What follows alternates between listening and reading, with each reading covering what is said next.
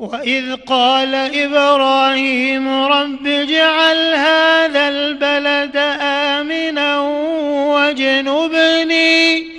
واجنبني وبني أن نعبد الأصنام رب إنهن أضللن كثيرا من الناس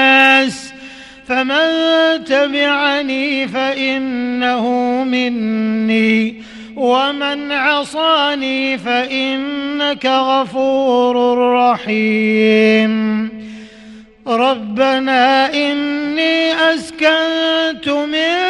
ذريتي بواد غير ذي زرع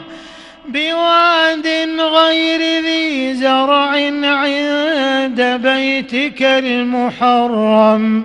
ربنا ليقيموا الصلاة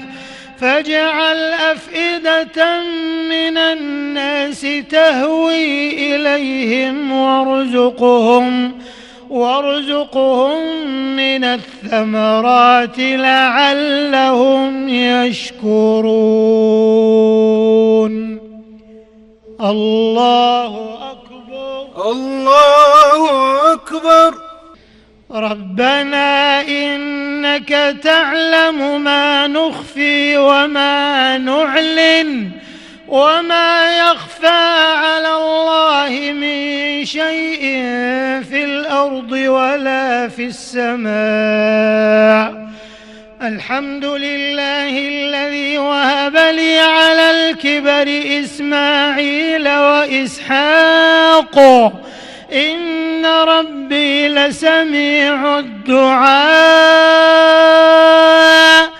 رب اجعلني مقيم الصلاة ومن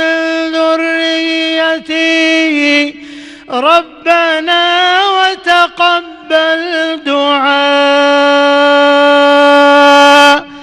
ربنا اغفر لي ولوالدي وللمؤمنين يوم يقوم الحساب الله أكبر الله